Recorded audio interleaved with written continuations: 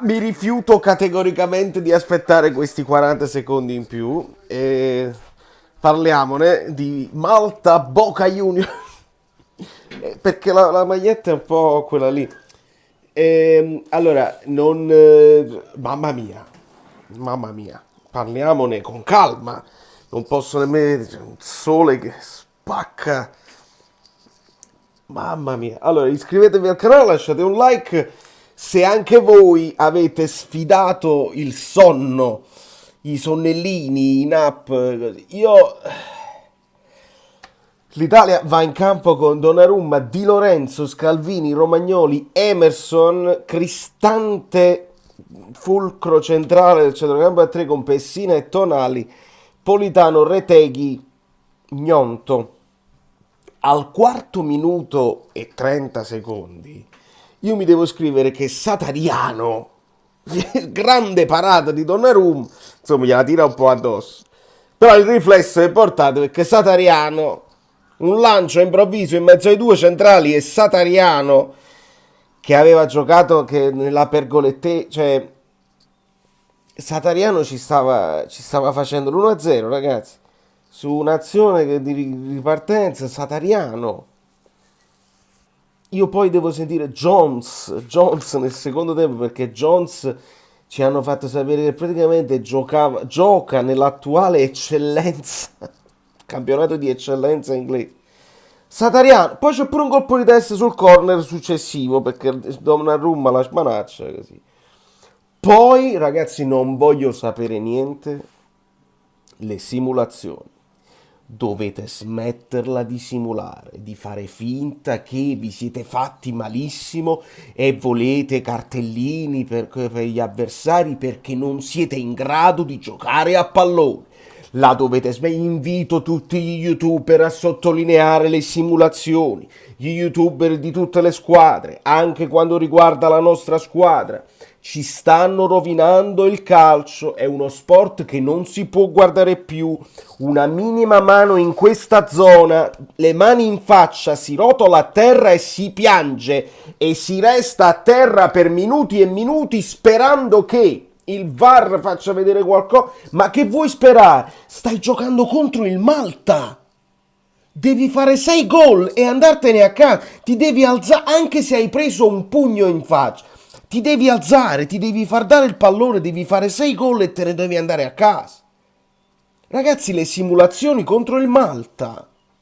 E dai, così non è più calcio, eh? Non è più sport. Non si può più guardare una partita di calcio così. Veramente. È la cosa più importante del gioco del calcio. Gli arbitri che ammonitono... Gli arbitri non devono essere permalosi non quando gli dicono due paroline e fanno i permalosi e cacciano i cartellini e quando cercano di prendervi in giro perché poi quest'arbitro ha pure lasciato correre molte volte. Allora hai visto che non è successo niente. Dobbiamo cominciare ad ammonire le simulazioni, non solo le simulazioni quando svieni in aria che non vieni toccato, le simulazioni a centrocampo quando quello ti ha appena sfiorato, c'è appena un body check e tu cadi e piangi e dici mamma mia, e come faccio a continuare? No, basta. Ma non è più calcio così. E veramente non si può guardare. Prima Gnonto. Ah, che si rotola a terra. Poi Tonali, che resta a terra così. Poi uno dei loro. Uno dei loro io posso anche capirlo perché siete scarsi. È l'unica speranza. Ti butti a terra, speri che l'arbitro ti chiama un fallo, che ha visto una cosa per un'altra e speri di rifiatare un pochino. Ma l'Italia no. La squadra superiore no. La squadra superiore non può farlo, è una cosa gravissima, gravissimissima. Dopodiché segna Reteghi ancora una volta perché il ragazzo ce l'ha e adesso sarà un uomo mercato perché sì, il Tigre però è del Boca e quindi sarà un uomo mercato, se ne parlerà alla grande. Con il corner di Tonali, dal corner di Tonali segna Reteghi. Poi entra Grifo, l'avete visto voi Grifo? Perché Gnonto si fa male da solo, anche un paio di volte che cade, si inciampa e poi quando si fa male nemmeno si è capito come si è fatto male, ma ovviamente lì non può essere al lupo. Gnonto sicuramente si è fatto male perché è stato costretto a uscire. Ma siete di pasta frolla? Ma li avete visti gli altri sport dove senza protezioni si prendono a scontri fisici importanti, si alzano e vanno avanti? Siete fatti veramente di pastafrolla. Mamma mia.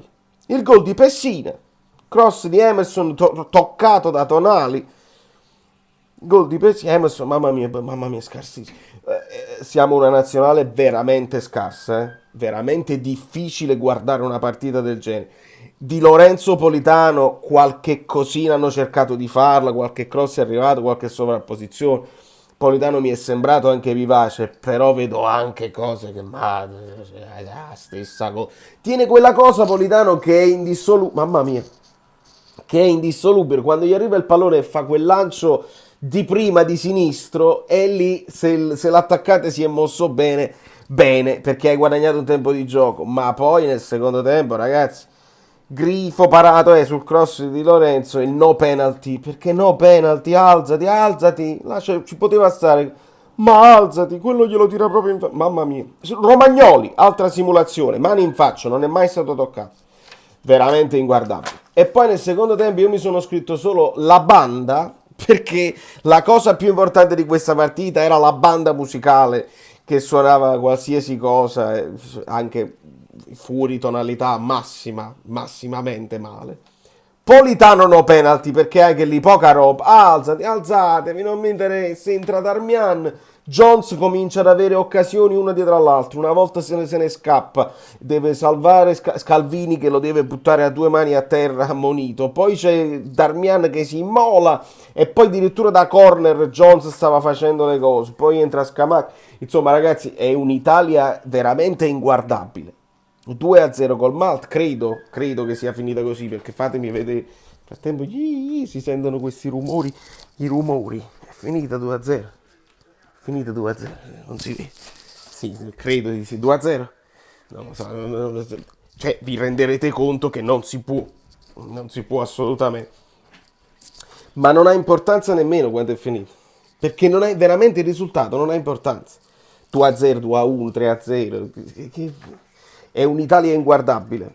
E questo poi nel mini girone tu puoi anche passare da seconda e ti rendi conto ancora una volta che sono poco importanti gli scontri diretti, ma devi battere le piccole.